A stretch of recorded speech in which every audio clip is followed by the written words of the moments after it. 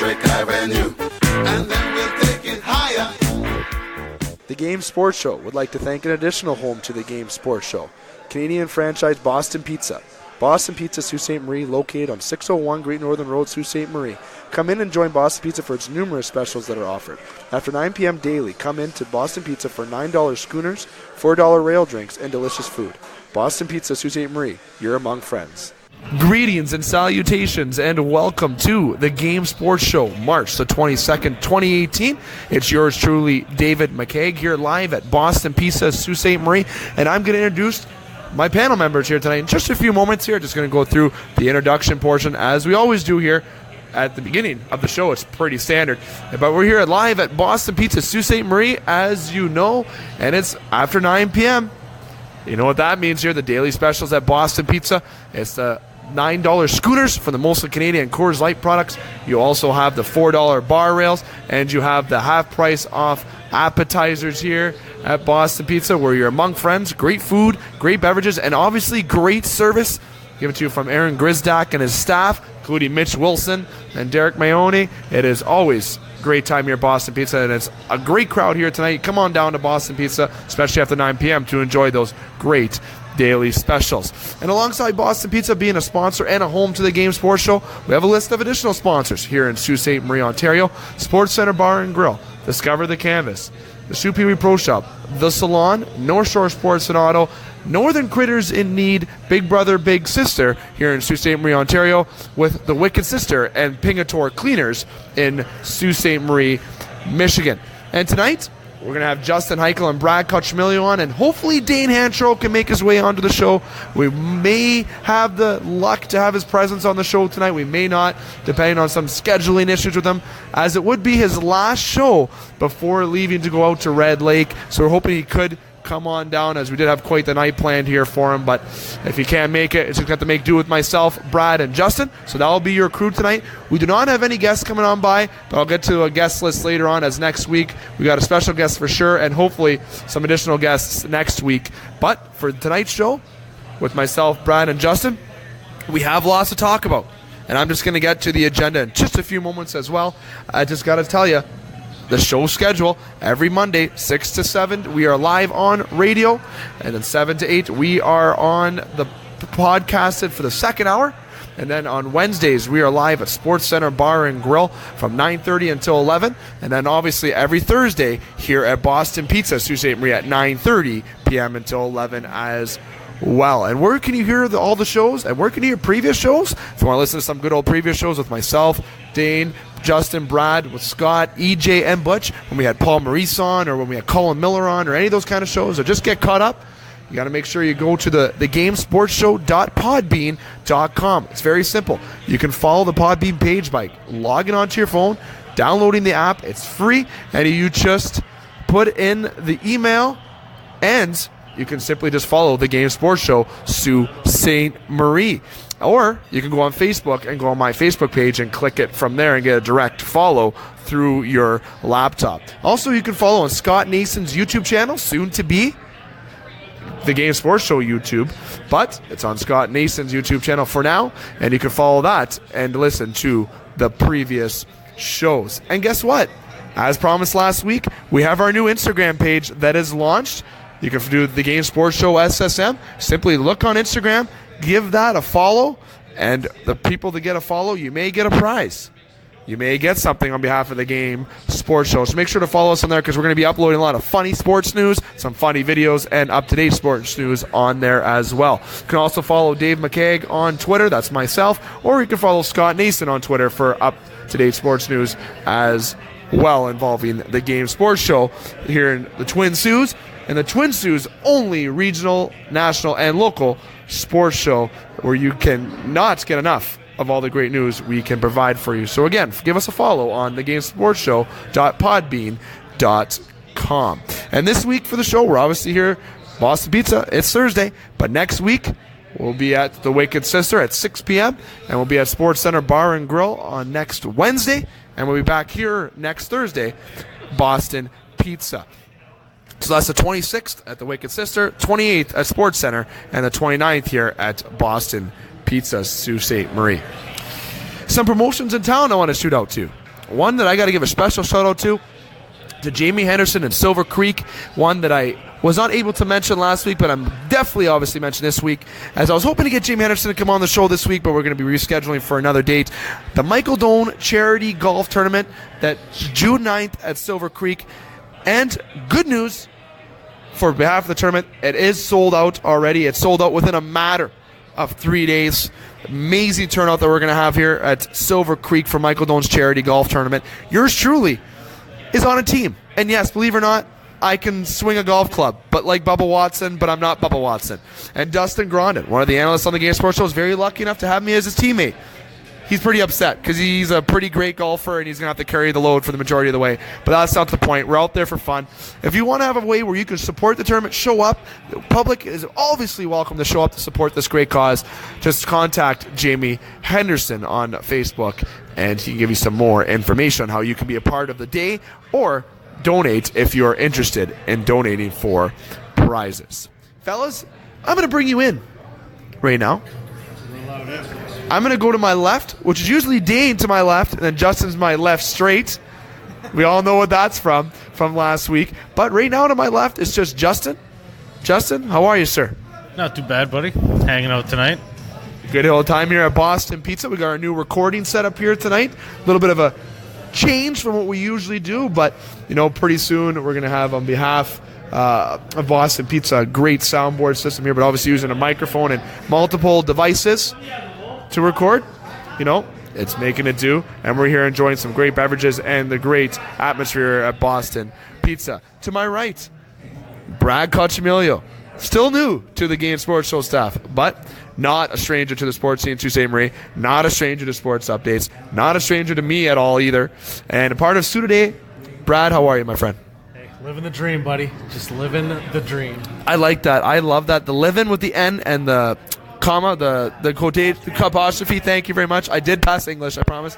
And the dream with an exclamation mark I'll add. Maybe that'd be something that we can add to our merchandise. Living the dream instead of so real. And speaking of merchandise, fellas, I got all the orders and everything all lined up.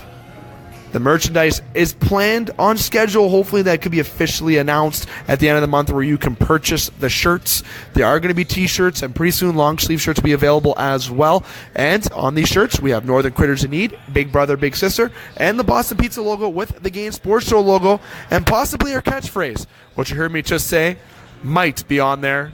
And one of them is either so real or maybe the one should be living the dream.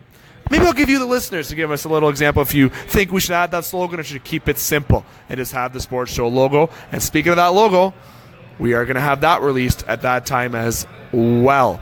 And where can you get this merchandise? Well, just like where you can hear all previous episodes of the show as well. Outside of the Podbean page and the YouTube page where you follow majority of the show, go to www.thegamesportshow.com. You can listen to all previous shows. And also, you'll be able to get the information for the merchandise that will be launched at the end of the month. And what color are going to be the shirts? Well, that's just a surprise. Maybe we're going to keep it simple, stupid. Go with the KISS theory. Or maybe it's going to be something spectacular. We will see how it goes. But you will most certainly like the shirts because the cost of the shirt gets covered when you pay for it. And also goes towards charity for Northern Critters in Need, Big Brother, Big Sister as well. So it's going towards a good cause. So, fellas, I'm going to bring you on in right now, and I'm going to discuss the agenda. Justin to my left, Brad to my right. That is, right now, we're going to talk about the Blue Jays quickly.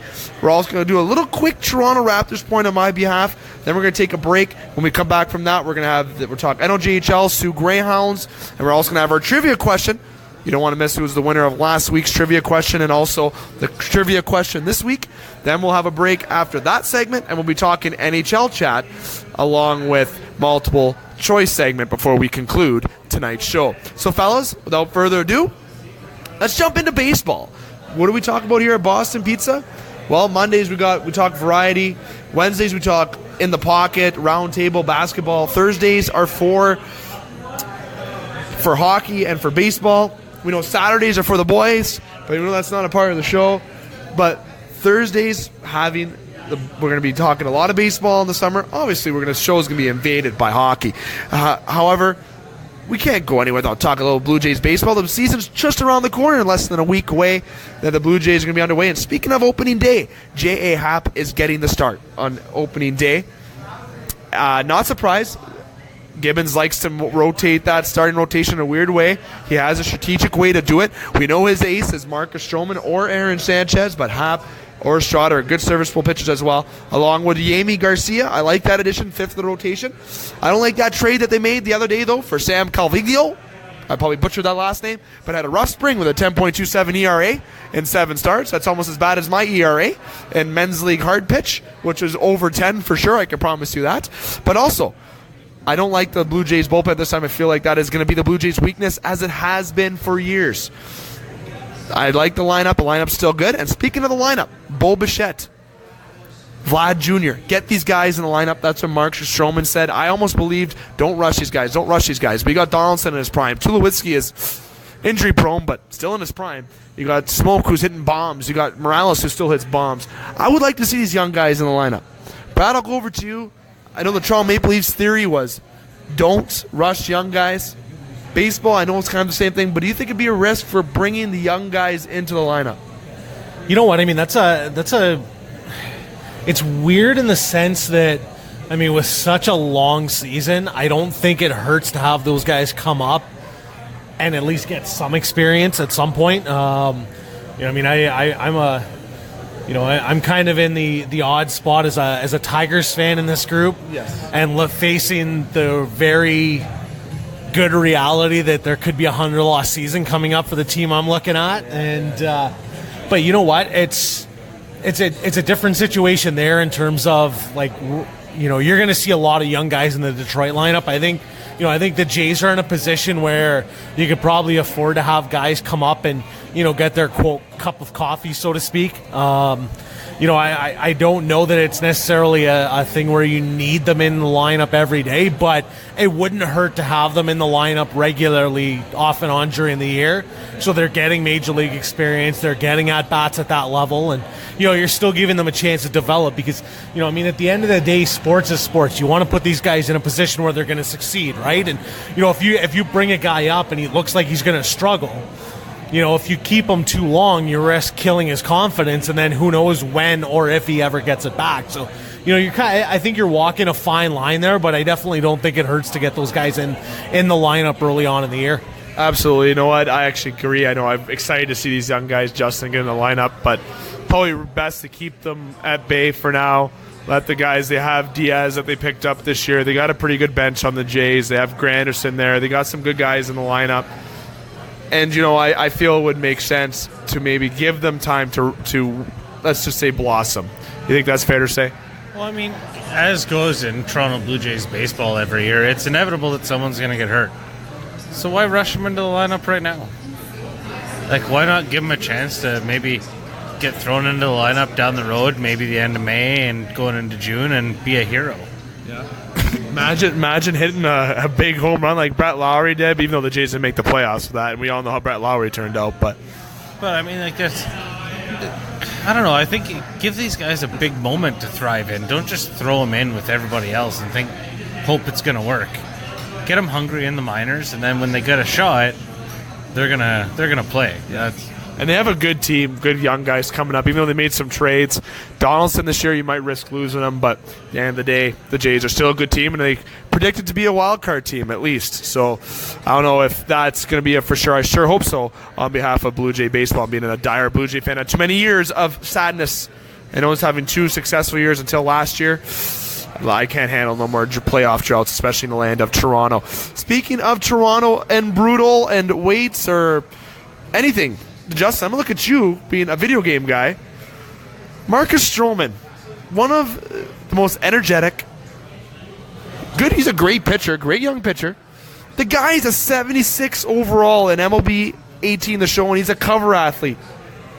Now, I'm going to stress, MLB The Show does a lot of different ratings. They do it a lot tougher than NHL does, let's say, or FIFA or any of those type of games. We all know that's EA Sports, though.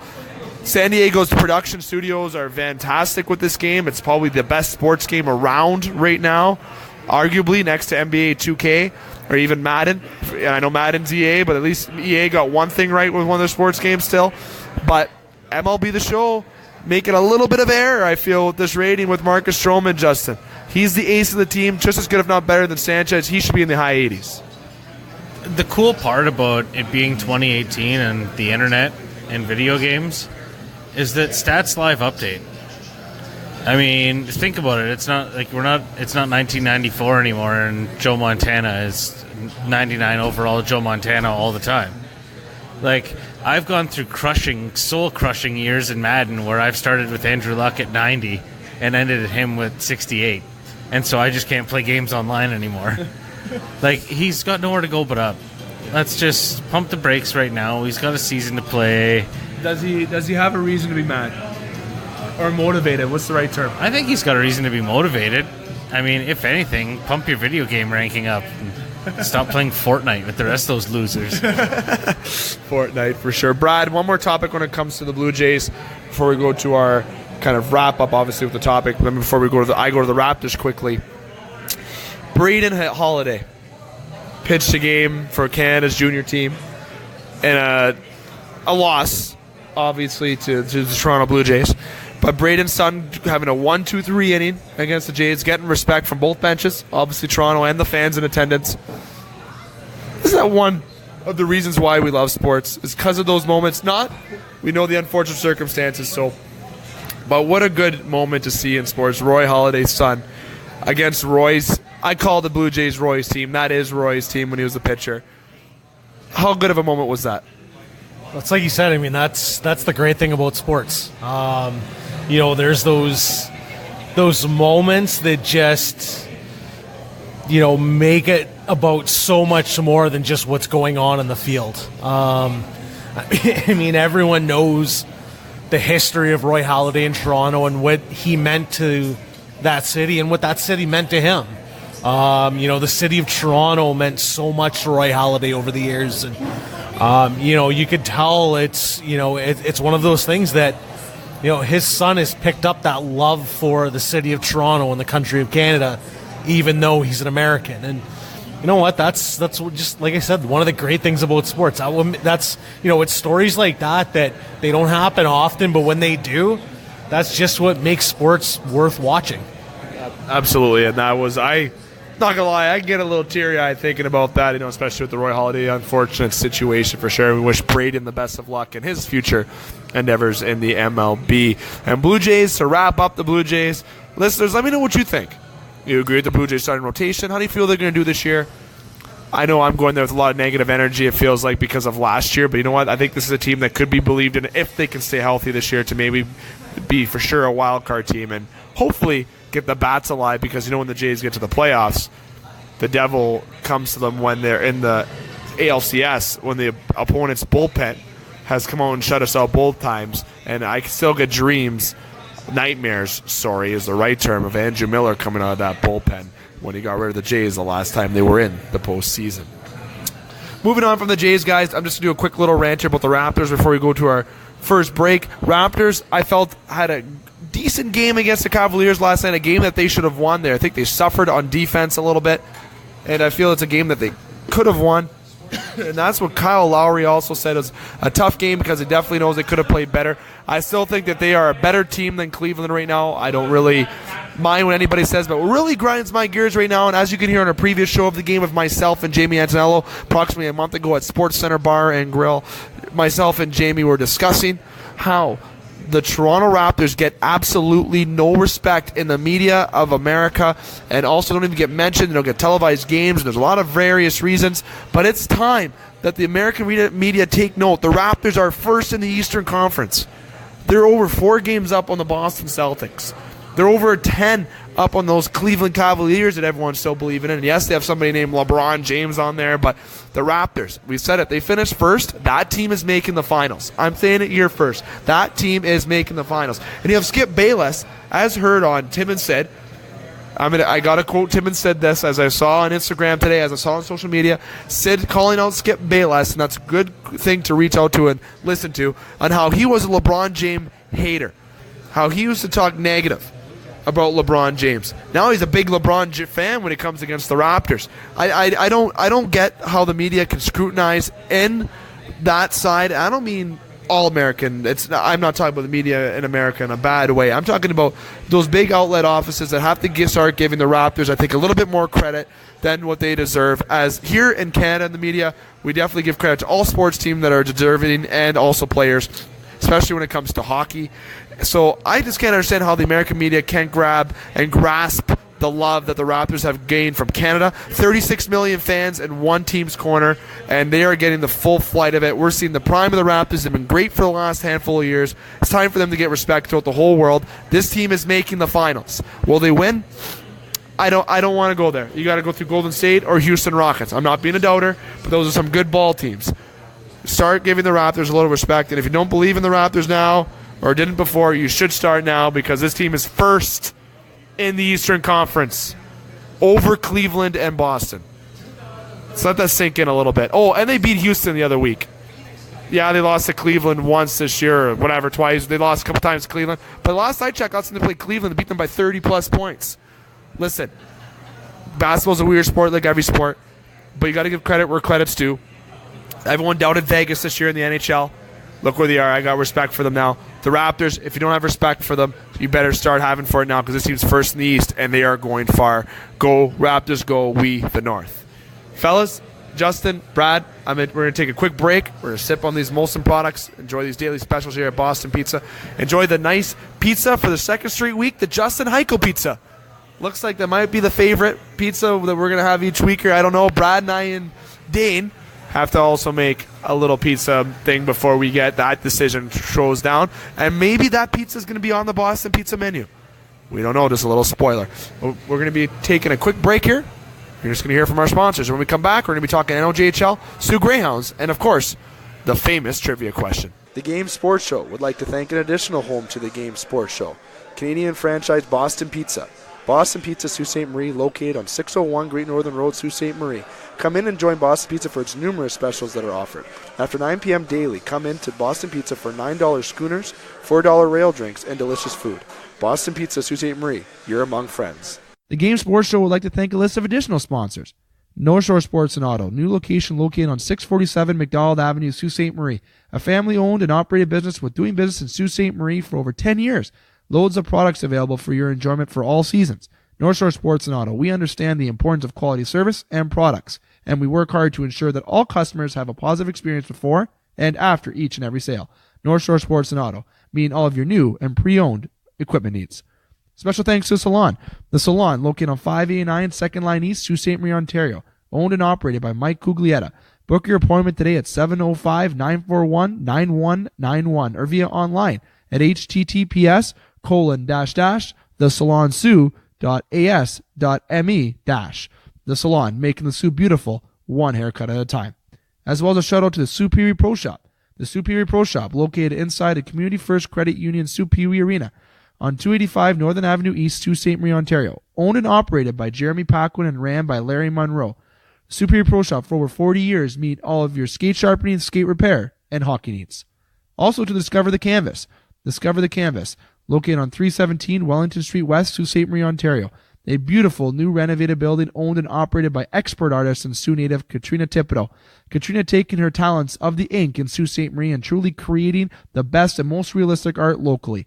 Call Katrina today at 705-450-8099 or email her at discoverthecanvas@gmail.com to book your tattoo or consultation today. Hi, this is Paul Maurice from the Winnipeg Jets, and you're listening to the Game Sports Show.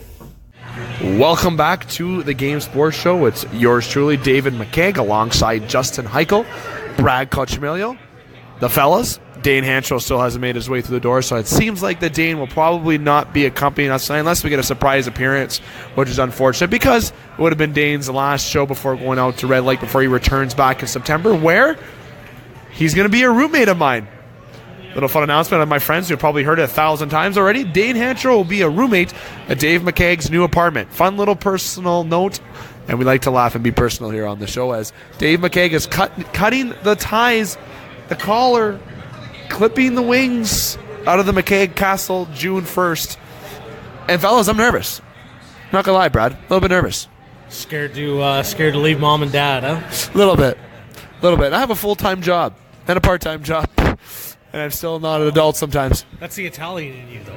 That is that. Right? Yeah. Like, I'm going to get my Nana and Mom over each day to make the sauce, get to bring the prosciutto over, bring the lasagnas, and mangia. And if you're not Italian, you know what that means? Mangia means food. Mangiate. But anyways, I'm going to stop with the Italian because Justin has no idea what Italian is. I don't think. No, I mean, I'm What's like, your background? I'm half Czech and I'm half French and I can't skate. So you're half Kopitar, half Cristobal Ue. I don't know about that. I mean, Goaltender and a forward. Kopitar's not Czech. He's like Slovenian. Yeah, Slovenian. So wait. You have Yager. That's right. Yeah, more Yager and Hue. There you go. So I stand corrected. That's embarrassing. That's where my sick hair comes from. Makes sense. I thought you had the same haircut as Phil Kessel. Well, I mean, Phil the Thrill, Yags. Did you show that hair in the pictures that we took last week? No. Negative. Speaking of those pictures are going to be uploaded by within 2 weeks. I know Brad had the hair flowing, but Dane and Justin had no idea what flow was that day, wearing their hats in the pictures. But it still look good.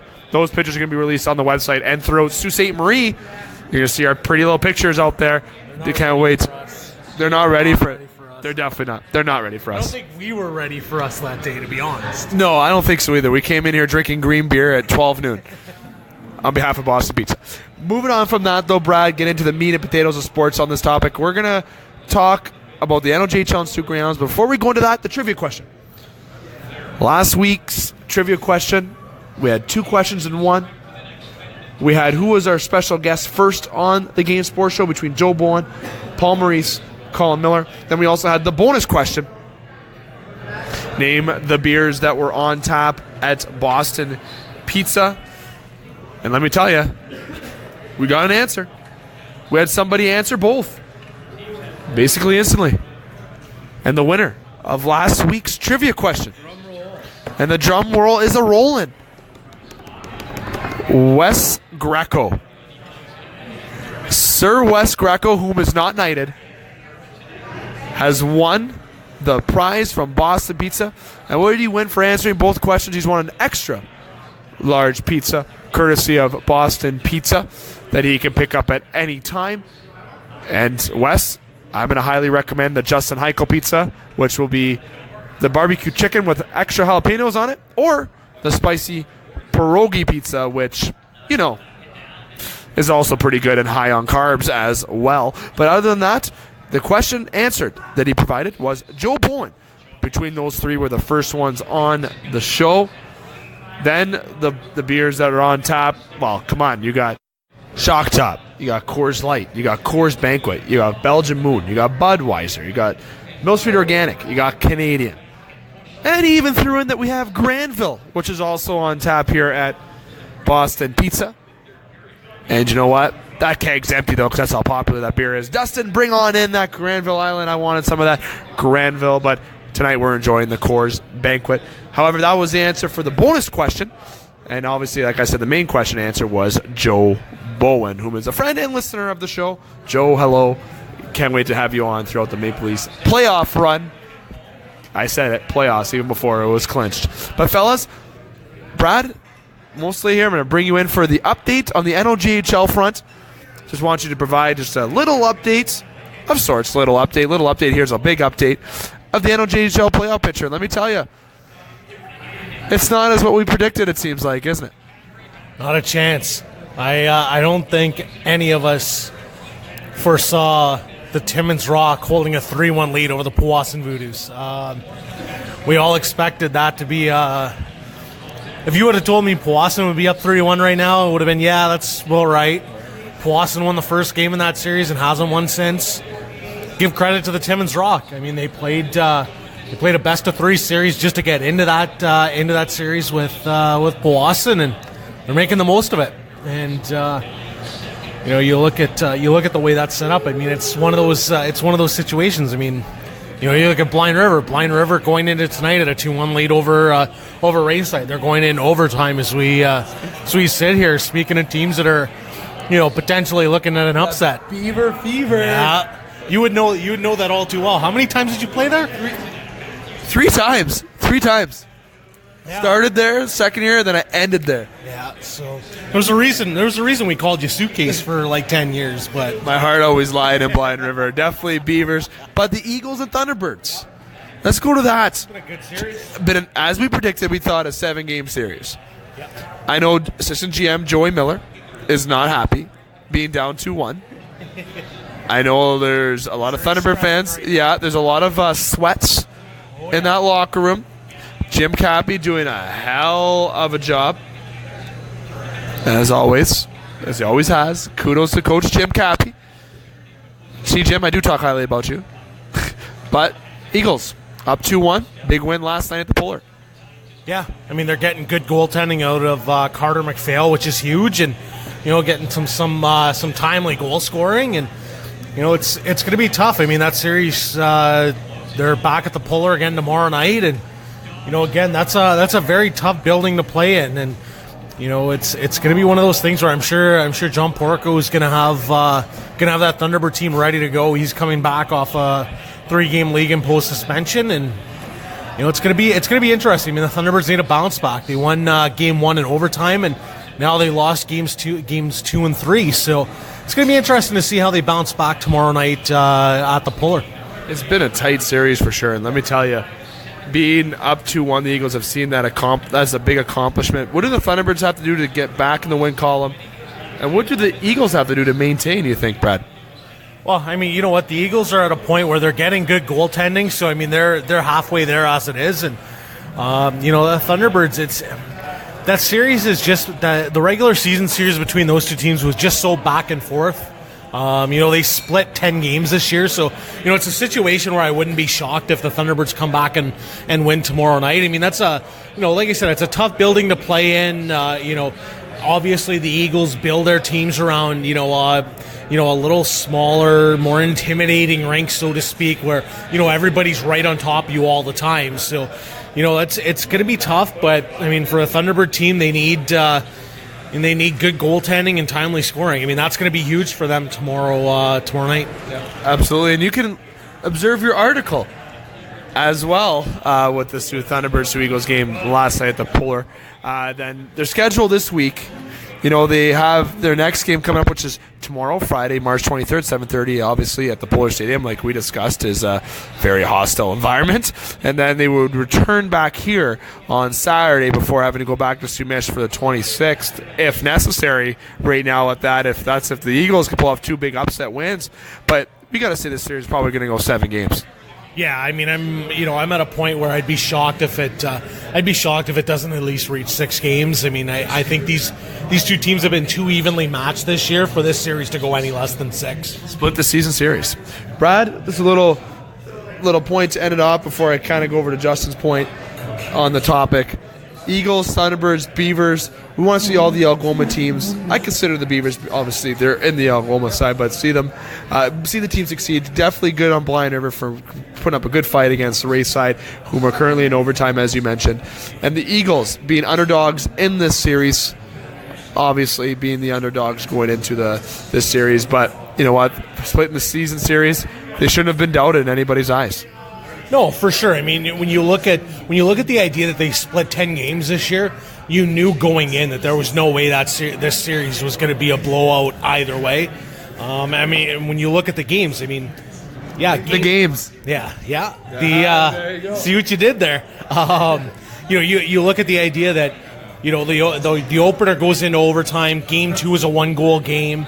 In Game 3, Sioux Eagles win 3-0, but essentially that's a pretty tight game overall, and that's exactly what you would have expected out of those two hockey clubs.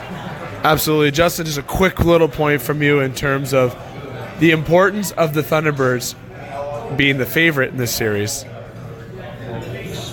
Being the favorites, the Thunderbirds finishing second, the Eagles finishing third. The importance of them maybe winning the next game. You lose the next game, you're down 3-1. How big is it to make sure you don't go down 3-1 in a series? Well, I mean, just to go down 3-1 in the series is tough on anyone's confidence. In the NHL, some guys don't come back from it. So junior hockey, I mean, you want to make sure these guys are in the best position to win. So you want just express the importance of winning this game. If you go down 3-1, that's a lot tougher of a mountain to climb than. Especially against the Eagles, that's a big mountain to climb. Even for Timmins, being up on Powassan is definitely big for Powassan to come up for sure. Brad, just going to go over to you about the Sault Ste. Marie Greyhounds. As we know, they're playing Saginaw in the first round, a team that's young. Saginaw is a very young team, a very promising team in the future in the OHL. They have somebody on their team with the last name of Grondin as well. No, not Dustin Grondin. I believe his name is Max Grondin, if I'm correct. Big body, this big presence on the ice out there. Saginaw is not a team that the Greyhounds should take lightly, Brad, I don't think, and going into the first round of the playoffs. No, I mean, they're, Saginaw's a team that's played the Greyhounds tough. I mean, Drew Bannister, said as much last weekend after their game against London. Drew Bannister talked about how over the 3 years he's been here, for the most part, Saginaw's played them really tight, and I expect it to be a tight series, but not a long series. I mean, this is a Saginaw team that their youth is really good, but I mean, I don't know that they have the depth quite yet to compete with the Greyhounds over a 7-game series. So they're in a position where they go in as the underdog. There's no pressure, and I talked to Troy Smith this afternoon, and he says the boys are really loose. They're looking forward to it, and this is a good experience for them going forward. They got a lot of good young talent. Guys like Nicholas Porco, a local boy. Blade Jenkins, who's up for the NHL draft this year. There's some good young talent there, and regardless of how this series goes, this will be a good experience for them, getting some playoff experience. That when these guys are 19, they're going to look back on this, and they're going to be able to draw on that. Absolutely, and Justin, just to point out, when you're in the playoffs, it's a clean slate. The Hounds are a powerhouse. Only lost 7 games. We can't see teams beating these guys in 7 games. We've already expressed that. But it's a clean slate in the playoffs, man. Doesn't matter if you're first or eighth. So look at the Hounds defeating Sarnia.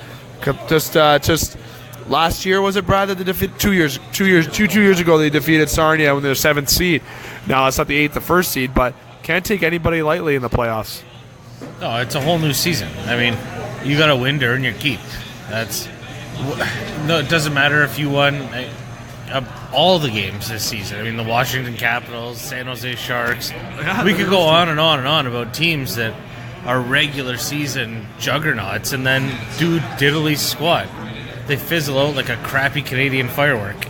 That's weird. I like the crappy Canadian firework example. Absolutely. But for sure, the first game of the playoffs, Brad, you want to give us a little schedule update in terms of what the schedule is, and let's hope the SR Center is packed for the playoffs as well. Yeah, for sure. They're starting tomorrow night, starting Friday night, 7 o'clock starts. They say 7:07. It's a national broadcast game, so it's going to be a little later start, and then 3 o'clock on Sunday again, another national broadcast, and then they got a quick turnaround. I'm sure both teams are probably going to leave right after the game. They play Game 3 Monday night in Saginaw, and then Game 4, I believe, is Wednesday next week in Saginaw, and then if it gets to a Game 5 would be back here the following Friday. So it's going to be an interesting series. It should be a lot of fun, and it's going to be interesting again to see how the Greyhounds come out here early on in this series. For sure. 2 more points on this topic before we go to our next break, before we talk about the National Hockey League. The excitement in terms of for this playoffs is so big, but the schedule, it's a tight schedule. You're playing every second hour, even basically every day, having that quick turnaround. The Hounds had a little bit of, let's say, experience with that in the last little bit of the season. They had a lot of back-to-back games, 3 game. This is in 4 games, 4 days, previous before the season ended. How big is it for the Hounds to maintain that rest and maintain that focus? Yeah, I mean, the biggest thing for them is they're going into the playoffs relatively healthy. That's massive this time of year. I mean, Connor Timmins is starting to get back into game shape. Keegan Haldishell's back into game shape, and really, other than those two, they haven't had any other guys who were out for any extended periods. So, they're in a good position, and Saginaw's going to be without Brady Gilmore. He's one of their top players, so it's going to be tough, and for Saginaw anyway. And depth is going to be a big thing, and for the Greyhounds, being healthy at this point is absolutely massive. Absolutely, and the Sportsnet getting the coverage on the games, great to see. National television, we know where Sportsnet's bets lie right now in terms of going to the Memorial Cup. But how awesome is that to have Sportsnet come to the National? I know that kind of withdraws from Shaw, a local TV channel, Channel 10. However, having Sportsnet there is pretty big. Yeah, and you know what? I mean, it's exciting for the players. I mean, let's face it. These are kids who haven't, aside from a handful of guys, haven't played on a national stage like that all year. So, for some of these guys, this is a massive moment for them. And, it's going to be a different experience. The games are going to be very different than what you're used to. You're generally used to the one media timeout a period, and it's only 60 seconds long. Now, all of a sudden, you're looking at 3 commercial timeouts every period, and, they're running 2.5 minutes long.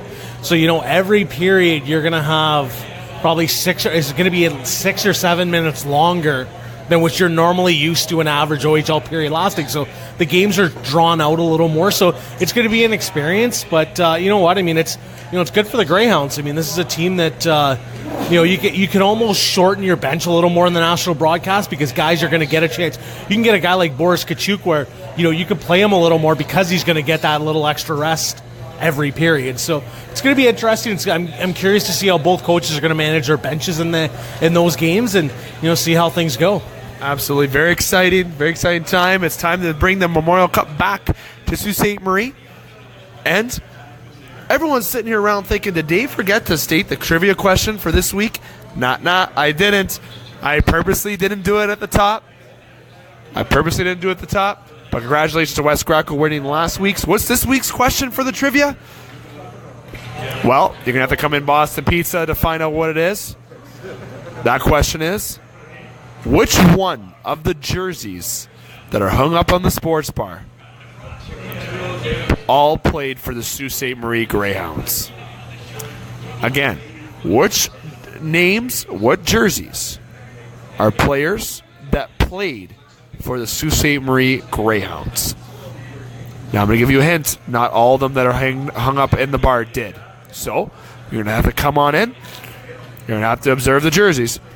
And you have to submit your answer to the Game Sports Show, SSM, at gmail.com. Again, that's the Game Sports Show, SSM, at gmail.com. Or submit it through me through text or Facebook, or comment on the gamesportshow.podbean.com, or on the YouTube channel, Scott Nason's YouTube channel, for your chance to win a prize, courtesy of Boston Pizza. Maybe you'll be lucky to have a large pizza won for yourself, or another bonus prize, and everyone's anxiously waiting for what that bonus prize one day is going to be. And let me tell you, it's quite the bonus prize when that eventually does come out. So again, congratulations to Wes Greco for winning last week's question and bonus question. Alongside, good luck to the listeners out there who submit their answers for this week's question. Again, which jerseys that are hung up at the bar here at Boston Pizza on the sports bar side played for the Sault Ste. Marie Greyhounds? And that was the NOJHL and Soo Greyhounds update. Myself, Justin, and Brad are going to take a brief break. Keep sipping on these Molson products. You're going to hear from our sponsors. When we come back, we're talking NHL and our famous multiple choice segment, so don't go anywhere. The Game Sports Show would like to thank an additional home to the Game Sports Show, Canadian franchise Boston Pizza. Boston Pizza, Sault Ste. Marie, located on 601 Great Northern Road, Sault Ste. Marie. Come in and join Boston Pizza for its numerous specials that are offered. After 9 p.m. daily, come in to Boston Pizza for $9 schooners, $4 rail drinks, and delicious food. Boston Pizza, Sault Ste. Marie, you're among friends. Thank you for tuning in to the Game Sports Show, broadcasting Thursday nights from Boston Pizza in Sault Ste. Marie, Ontario, and online at thegamesportshow.podbean.com. I hope you're enjoying the broadcast. Now, if you want to hear more of the Twin Sault's only local, regional, and national talk show involving the world of sports, I encourage you to visit our website, thegamesportshow.com. There you can hear a couple other broadcasts of the Game Sports Show. Monday nights, we do the game from the Wicked Sister on Ashman Street in downtown Sioux, Michigan, 6 to 7 o'clock on the radio. WUPN, Eagle 95.1 locally, or online at radioeaglesioux.com. Now, the full 2-hour show can be heard on the podcast page of the game at thegamesportshow.podbean.com, or you can go to our YouTube channel. Just look for Scott Nason. In that one, as yours truly, along with Dave McKeag and our weekly contributors, Butch Davis from the Telegram News and Butch on Sports, along with E.J. Russell On the Team Wireless Hot Seat, we focus on local, regional, and national sports, including high school basketball and hockey, junior hockey, Laker athletics, and the Detroit sports scene. And Mr. Electric Avenue Dave McKeag also broadcasts a show on Wednesday night from Sports Center Bar and Grill in Soo, Ontario, along with his regular contributors Jamie Antonello, Justin Heichel, and Dane Hantro. They focus on football with their In the Pocket segment, talking about the NFL along with basketball and the NBA, and other sports including tennis, golf, soccer, and the WWE. Once again, you can hear all three versions of the game at our website, thegamesportshow.com, or our podcast page, thegamesportshow.podbean.com. You can also find us on YouTube. Just look for the Scott Nason channel. And thank you for listening, and keep it locked here to The Game for all your local, regional, and national sports talk that you just can't get enough of. Get wicked at the Wicked Sister. You'll find the best tasting food for the whole family. Start off with some appetizers like the crab dip, served with warm non-bread strips and soft pretzel bites, or their antibiotic and hormone-free boneless chicken wings with 5 choices of sauces. Entrees include the barbecue pulled pork sandwich, the #1 selling drunken cow burger, or Philly cheesesteaks, and they're on special all day Thursdays. The Wicked Sister also offers a gluten-free menu and catering. Bring the whole family. The Wicked Sister, downtown Ashman Street, open 7 days a week. Hi, this is Joe Bowen, and you're listening to the Game Sports Show from Sault Ste. Marie. Welcome back to the Game Sports Show. It's yours truly, David McKeag, as it has been for the night, alongside my crew who's been here all night as well. Brad Kuchmilo to my right, Justin to my left, not my left straight. And speaking of that, Dane Hantro, whom is not going to be coming on by the show tonight, as it just got confirmation, as he was busy, obviously with commitments, as he is leaving town to go back to Red Lake early next week. And we wish Dane the best of luck out in Red Lake for the summer. He will be back on the Game Sports Show in September, as he's taken the summer off, as he always does, as he goes out and to fight forest fires for the MNR. And as I mentioned, we wish Dane the best of luck. Too bad you weren't by here for the show tonight, as we had a little fun going away thing for you, but seems like you're just going to miss out on that, courtesy of Boston Pizza. Anyways, fellas, jokes aside, funny talk aside, we got some Leafs chat on this segment. We got some NHL chat, and we got some multiple choice segment here. We've all brought questions to the show tonight, but we're going to start off with NHL update to start off on this segment. As before we jump on in, the Leafs getting a 5-2 win on the Predators there tonight on Austin Matthews' return, where he absolutely toe-drag snipe. Disgusting. The team looked great tonight at the Bridgestone Arena in Nashville, Tennessee, but we're going to get to Leafs in just a little bit. We're going to talk the NHL update here. And the first thing we're going to jump into is a little bit on a sour note. Erik Karlsson. Losing his son, him and his wife, got to give him the best wishes out to the Karlsson family out there for sure. A very unfortunate situation what happened to Erik Karlsson and to his wife, losing his child. As it's a very difficult time for Erik, he's given a lot of shout-outs to the Ottawa fans and to the fans of the NHL and to the public in terms of what has gone on. And, you know, that's very unfortunate for sure, Brad, as what's happened with Erik Karlsson. Yeah, I mean, you have to feel for him. I mean, it's a really sad situation. I mean, it's one of those things that no parent wants to go through anything even remotely close to that. And it's I can't even imagine what Erik Karlsson and his family are going through right now. And I mean, he appreciates everyone and kind of the thoughts and prayers, and it's a real tough situation, and you really do feel for the guy. I mean, you look at all the issues, the trade issues and whatnot, and that just becomes way beyond even secondary in a situation like this. And you feel for the guy, and you hope that he can pull things back together and get his life back to about as normal as can be at this point, right? Absolutely. And Justin, just to go to you with it as well, it's,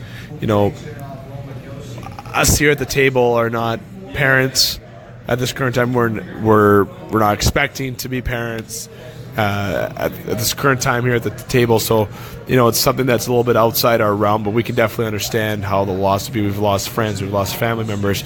And Erik being at the rink is probably something for him that he appreciates right now, to play the game and try to get his mind off the distraction that is going on. And it's something very unfortunate that has gone on and has been big news, obviously, in the National Hockey League, that Eric losing his child before birth.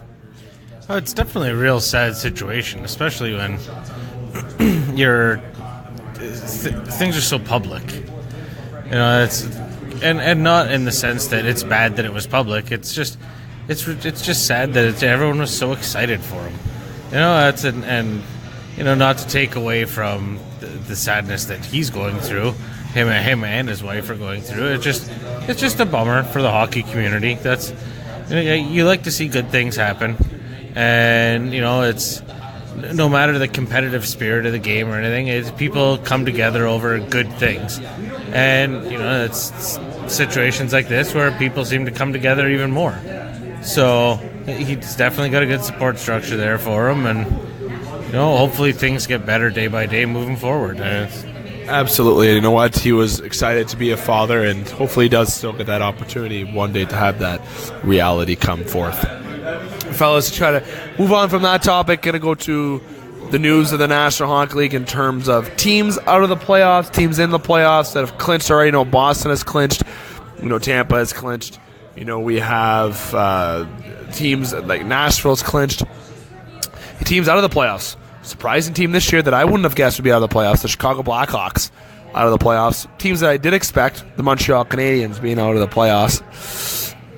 Brad, I'm going to go to you to kind of discuss on, are you surprised by any of these, or just basic discussion about the teams that are in and out of the playoffs that have officially kind of marked themselves in and marked themselves out?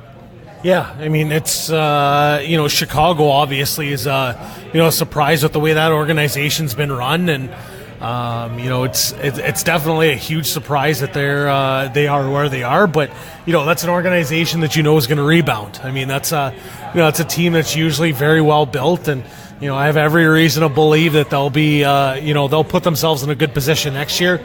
As far as Montreal's concerned, I would have expected them to be at least a playoff team. I will admit maybe I'm a little surprised at the way the season's gone. Carey Price, it's one of those things that, I feel like I expected so much more out of him this year. And not that he's been absolutely horrible. Let's face it, he hasn't exactly gotten a lot of help in front of him either. But, it's going to be a tough situation. That's an organization that's, going to have to make some real tough decisions this summer to see what direction they want to go. Do they want to go full out rebuild and, maybe move guys like Max Pacioretty, or do they want to try to, maybe add and see where that gets them? It's going to be interesting to see how they approach this offseason for sure.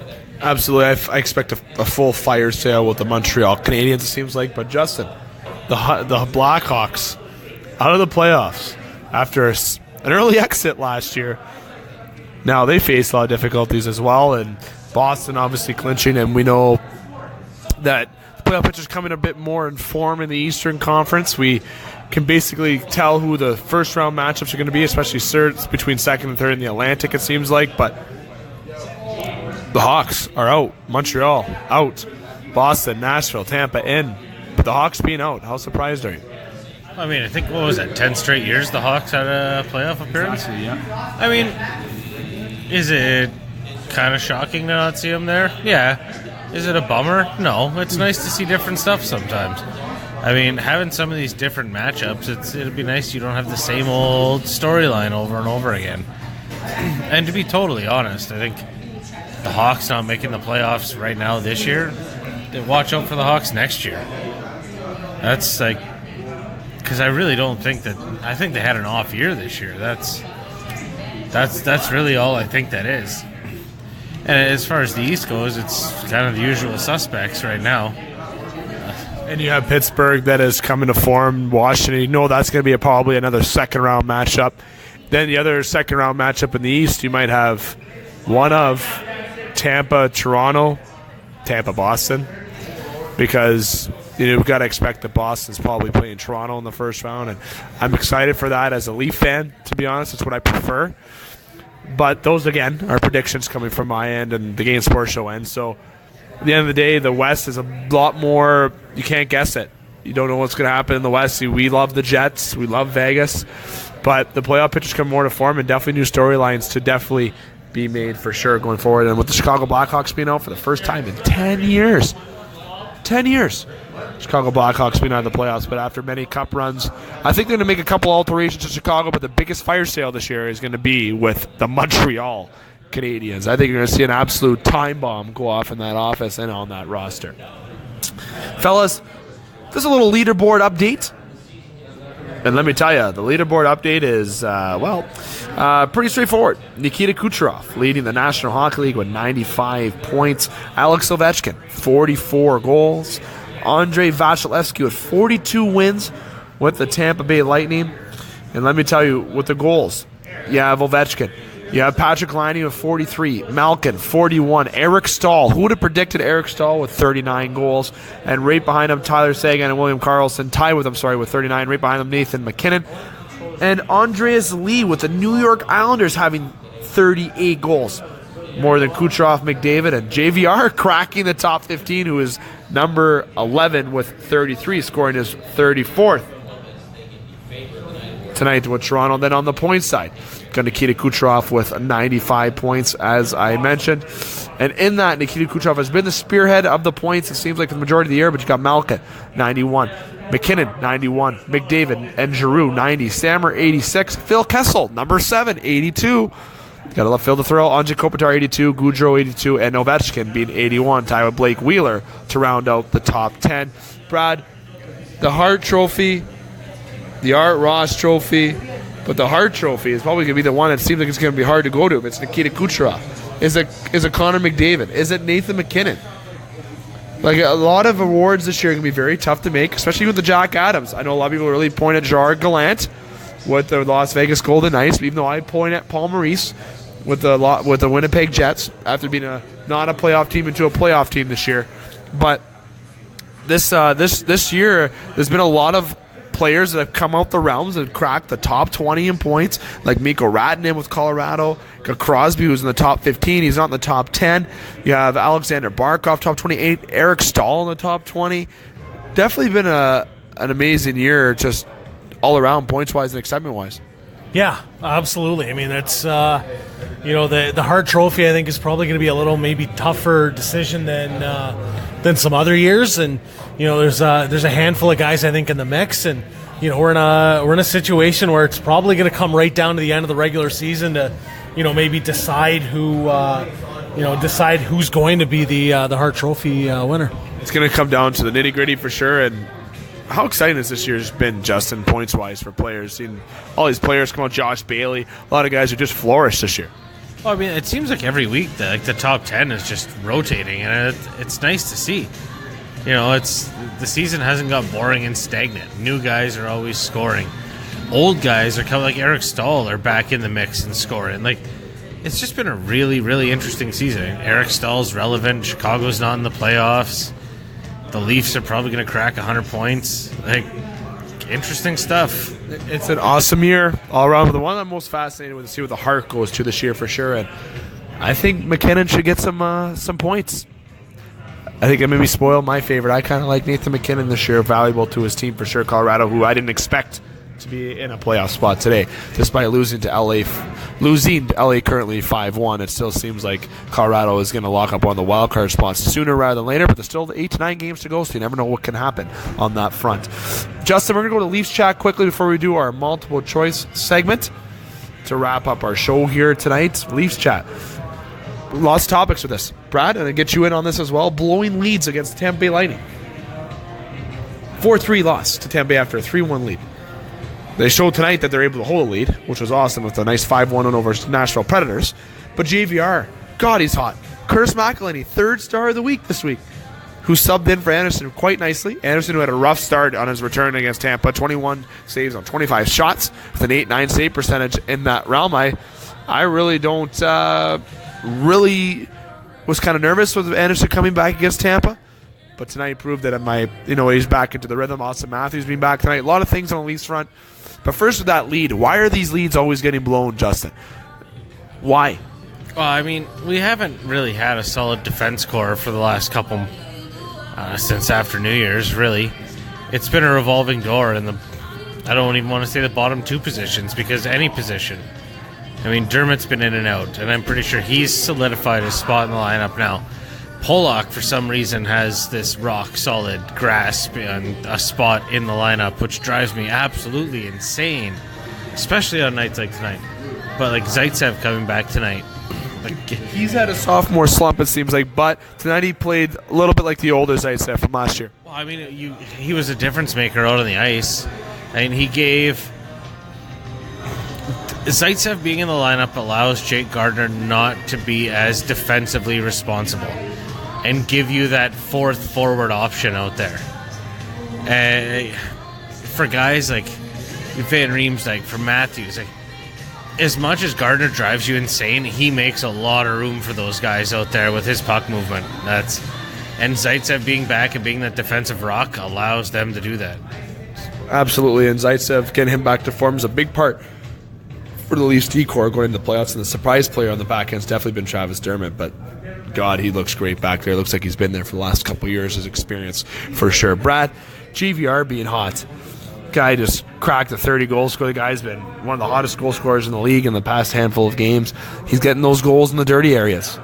He's getting the job done. He's looking great with JVR. And obviously with Bozak and Brown, that line's looking good.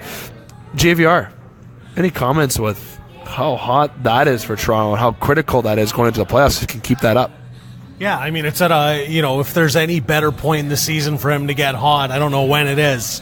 Let's face it, I mean, this is the ideal time for him to be playing, some of his best hockey of the season. And, he's a guy who's obviously relied upon a ton, and, he's put himself in a real good position. So it's going to be interesting to see how long he can ride this run and, get this Toronto team in a good position going into the playoffs. Absolutely, and Curtis McElhinney getting the 3rd star of the week this week. I know when we sat at Sports Center last week for our special off-season of In the Pocket segment that you can hear on thegamesportshow.podbean.com or Scott Nation's YouTube channel or on www.thegamesportshow.com. Let me tell you, I've had doubts about Chris McElhinney here and there. That is one of the best backups in the National Hockey League right now. His quote from Don Cherry, I'm going to quote, last year when the Leafs claimed him, they said that was the best pickup that Toronto's had in years. Now you look at Matthews, look at all these guys to have, maybe it's not, but I get the point that he's making. He has proved his point for the last couple of years, making that big save on Crosby, clinching that playoff spot last year. This year, subbing in for Anderson quite well. I have no complaints about McElhinney. He deserved those 3rd star of the week honors last week. Oh, definitely. I mean, that guy, he was the best goalie in hockey last week as far as I'm concerned. Like, he stood on his head for the Leafs. He stepped in. He hasn't played, up until last week, I don't think he played 7 games this year. Or if he did, he played 7. Like, he didn't play more than 7 up until last week.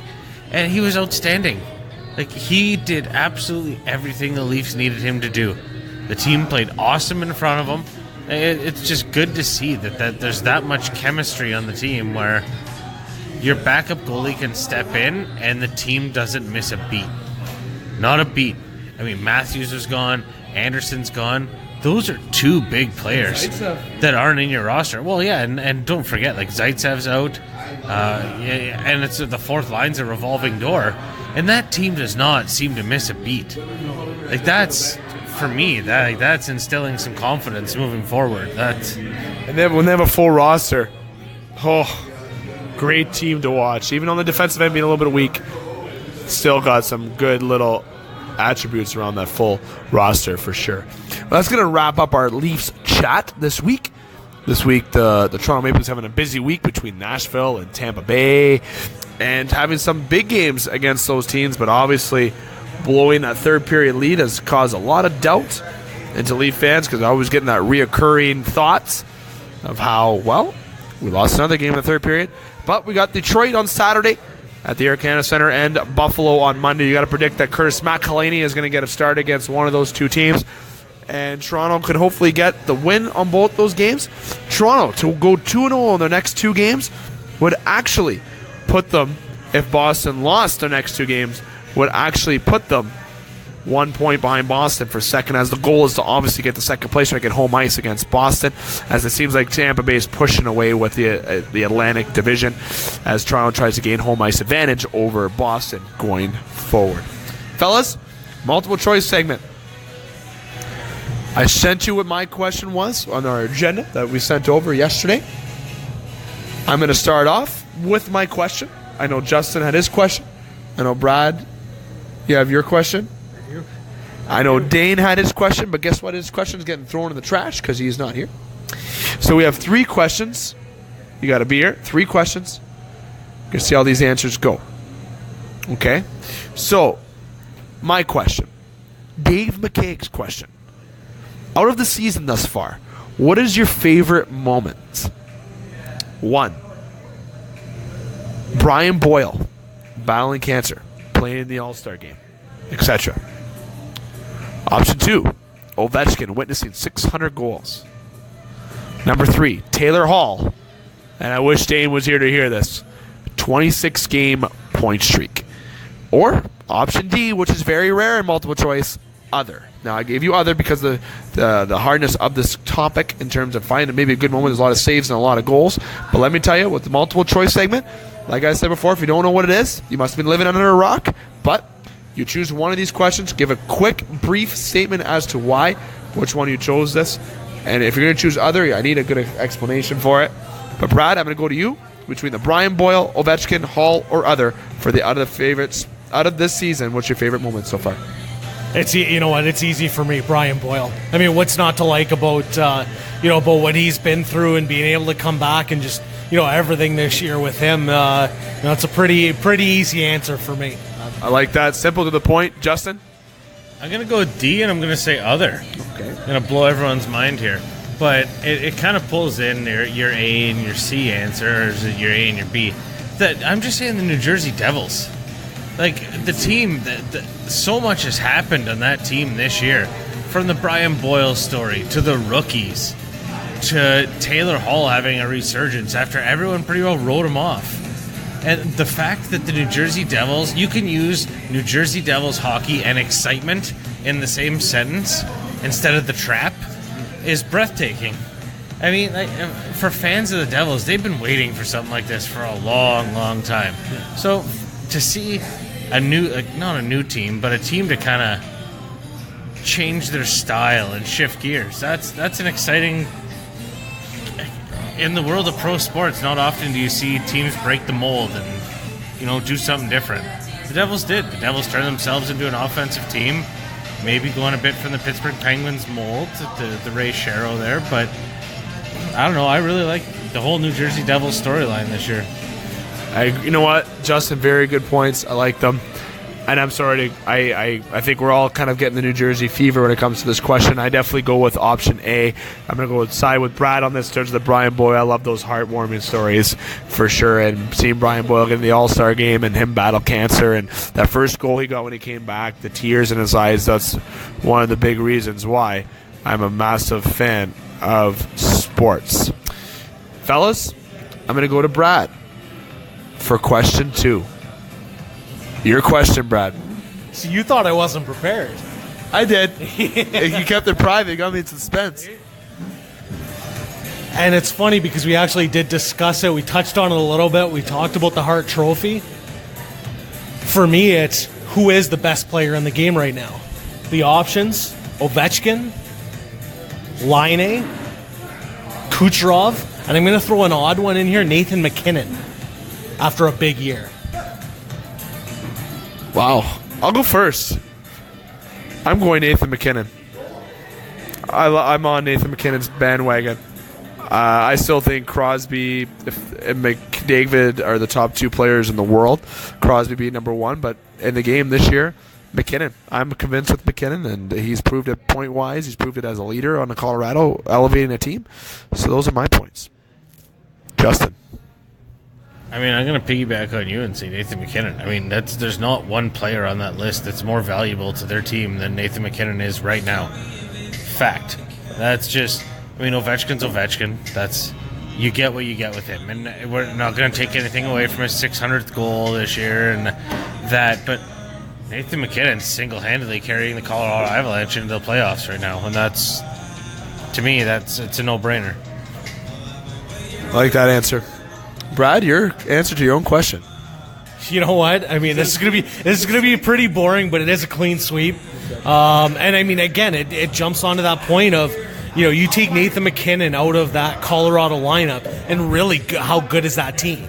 It's one of those situations that he's just been absolutely outstanding this year, and you could take Ovechkin out of Washington, and I don't think they're that bad.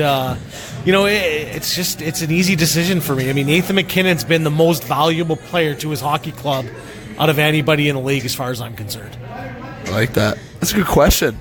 Quick, easy, and a clean sweep, though. It's not boring. We don't get that very often either. We don't. Justin, your question last. Got it memorized? Oh, yeah, a little bit. See, it's not really a multiple choice. There's really only like 2 answers.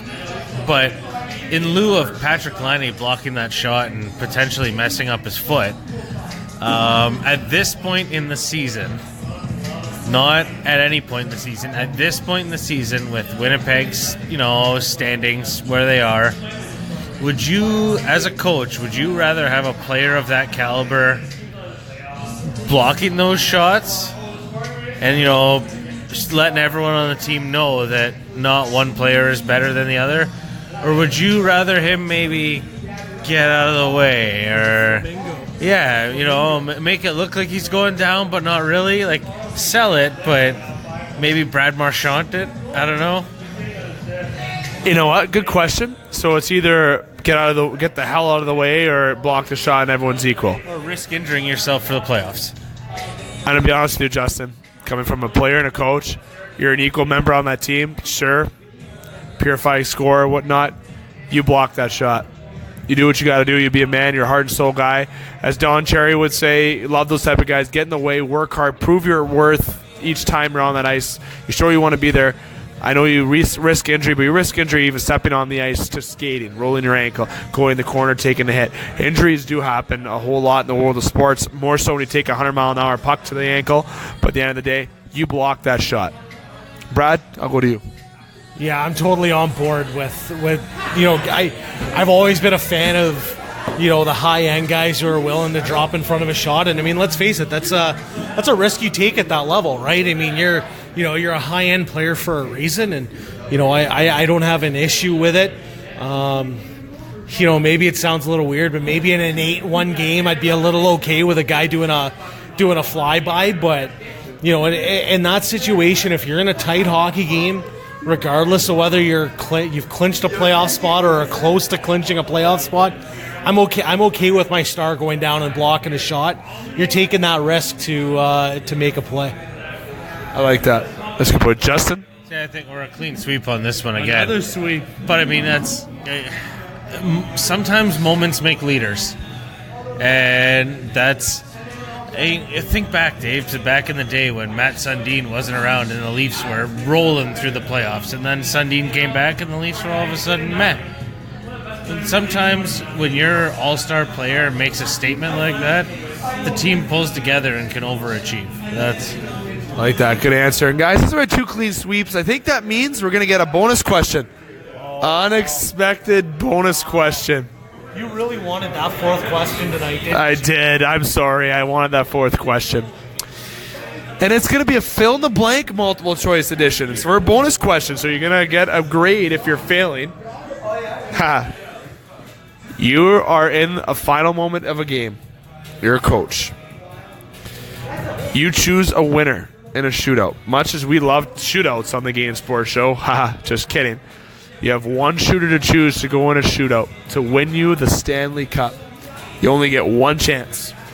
One guy to choose in the entire National Hockey League or in the entire world. Worlds. There's no question. I already and I'm going to go to you then first, Brad. Brad, who do you got? Who do you got going for your win, die, or live or die moment? It's not even close. Pavel Datsyuk, 1,000%. It's not even, for me, it's not even close. Coming from the Wing fan. And you know what? That's not even strict. That's not even strict bias. That's total. I would pick him even if I wasn't a Wings fan. It's that easy of a decision for me. Almost dropped the beer on you there. I apologize. Justin, I put you right on the spot here to think, and I apologize, but that's what the whole point of this question is. Sick. There's players that I'd pick, but like if I just had to take someone, if I'm looking at the bench and I'm just saying you, I'm taking Phil Kessel every time. Absolutely every time, because that guy doesn't flap. He's one person. There's not. You don't get grumpy Phil. You just get Phil. You know what? You guys should be surprised, and let me tell you, this is definitely active players. Like I know if we went inactive players, I know I would definitely go the route of Lemieux. Has always been kind of my guy, but you guys are gonna be very surprised. I'm going with Jussi Jokinen. Oh, yeah. If I am on the bench in the world to summon players whom is active, I am still going with Jussi Jokinen to be my guy. Come out of there. He was Pavel Datsyuk in the shootout. That's all I can say about that. He does. But I'm still picking clutch-wise Jussi Jokinen. Can we pick like players from timelines? Like, is this that deep? That could be another question for another day. I want Sarnia Sting Yakupov. That's. You know what? Back when Nail Yakupov could score on a regular basis. And I want the 1942 Maurice Richard coming down the right side and just absolutely wooden stick top Chad. Take Gordie Howe because I feel like he would throw an elbow at the goaltender on the way by. How about the Hanson brothers? But that's an easy decision. It's an easy decision. How about Dave McKaig in the shootout? Oh, no way. Not just kidding. Jerry Patingolo, but not David McKaig. Jerry Patingolo, 90% success rate. Me, I'm 82. Yeah, you didn't know that. Fun fact. Yeah, but what 82. How many did you take, though? 5. See? Jerry took at least 12. When I played, I was a 60% face-off guy, but I only took 3 face-offs. Chirps getting thrown. I like it. Much love all around. Listeners, who would you choose as your shooter? Active players. Who would you have in the lineup? Pointing down the bench. Who do you got? I'm still going Jussi Jokinen. I still believe in stats, and I think he's one of the best shootout guys to ever don a shootout. As much as we dislike shootouts, I gotta tell you, Jussi Jokinen. Fellas, that's going to do it for tonight's show. Before I do my wrap-up conclusion portion, I want to thank you, Justin, for coming on by. I know you'll be here next week for hopefully the Wednesday show and also the Thursday show next week. Always a pleasure. Absolutely. Brad, till next week, my friend. Absolutely. It wouldn't be anywhere else. Absolutely. With the Molson products on tap and the food and obviously the great atmosphere at Boston Pizza, we always have a good time. And fellas, it's us 3 until September, as Dane is no longer going to be hanging out with us until September. Amigos. So it's the 3 amigos. The 3 Stooges. The 3 Stooges or amigos. 3 Musketeers. The 3 Suites. Yeah, we'll go with that. I don't know if we can. We probably could go with 3 Stooges, but I don't know if I want to put ourselves down that much. No, definitely not. No, definitely I not. got dibs on Curly, though. I don't even remember all their names right now on the top of my head. Oh, come on. I don't. Yeah, there we go. Okay, I'm sorry, Justin. I'm getting the biggest look right now. Anyways, I'm so sorry. Hey, brain blank. I'll blame my work for that. But anyways, fellas, to wrap up the show, as I said, next week's schedule, we are live 6 to 7, as always, 7 to 8 podcasted on Monday. Wednesday, we're live at Sports Center Bar and Grill, 9:30 till 11. We put on the podcast page, and here every Thursday at Boston Pizza, 9:30 till 11 o'clock, which will be on the podcast page, which you can get on thegamesportshow.podbean.com, or go on the Scott Nason YouTube channel. Like, subscribe. And like I said, for the Podbean page, simply download the app and follow, or simply click the app on Facebook and follow us on there to get your up-to-date shows as well. Log into www.thegamesportshow.com for all previous shows as well, and also keep an eye on our merchandise and also the updated website when our pictures come in, which is going to be fantastic, may I add, which will release our logo as well. And I want to give a shout out to our sponsors here, Northern Critters in Need and Big Brother Big Sister in terms of the merchandise. Also, Boston Pizza, Sault Ste. Marie, Sports Center Bar and Grill, Sault Ste. Marie, Discover the Canvas, The Salon, The Superior Pro Shop, and North Shore Sports and Auto here in Sault Ste. Marie, Ontario. The Wicked Sister and Pingator Cleaners in Sault Ste. Marie, Michigan. Congratulations again to Wes Greco being the winner of last week's trivia question and bonus question. This week's question: come on into Boston Pizza and email the Game Sports Show, ssm@gmail.com, or shoot me a message on Facebook or comment on the Podbean or YouTube page to let us know what the answer is. The question again was, which one of the jerseys that are displayed on Boston Pizza at the sports bar side, which players played for the Sault Ste. Marie Greyhounds? Again, which players played for the Sault Ste. Marie Greyhounds? Submit your answer for your chance to win a prize, courtesy of Boston Pizza. Next week, we are going to have Owen Hendrick come on, and we are also hoping that Tyler Kennedy and or Jamie Henderson can come on by as well. Big action-packed week for sure. Hopefully, we can get that schedule worked out with Tyler next week and with Jamie. But for sure, we're going to have Owen Hendrick on, who has made his ECHL debut with the Nailers in West Virginia, and who retired as an Erie Otter as a 20-year-old defenseman in the OHL, and a previous Lake Superior State University Laker as well. It'll be good to have Owen on, who is also part of my 3-on-3 team with 100% Natural, who's won numerous championships with that. So we'll definitely be discussing about that as well, as he can maybe back up my shootout and breakaway abilities in 3-on-3 to Brad. But that'll be on next week's show here at Boston Pizza, as it's going to be another action-packed week, as everything is back to normal next week with our schedule for the first time. As we do apologize, this Wednesday with Sports Center, we had a lot of errors with our soundboard and everything that we could not, unfortunately, upload a show. We have made those adjustments currently this week, and hopefully everything will be fixed for Wednesday next week at Sports Center Bar and Grill. Again, on behalf of Justin, Brad, and myself, thanks for coming on by. I want to thank Scott Nason, our board operator, as always, for the Game Sports Show on the Sports Show Canada. I want to thank Mitch Wilson, the beautiful Mitch Wilson, the fantastic Mitch Wilson. I just said he was beautiful, and I got the look. I got to thank Aaron Grisdak and Boston Pizza and Derek Maione as well, and to the listeners here at Boston Pizza, and to you, the listeners, for listening to another edition of the Game Sports Show. And until next week, make sure you keep your stick on the ice, keep your bat up, catch those footballs, kick those balls, and drain those buckets. Well, all right then. You like that? Hey, that was pretty good. I'm impressed. Yeah, that was. I like that. Maybe that'll be the closer every time. We just thought of our closer. But to all out there, have a good night.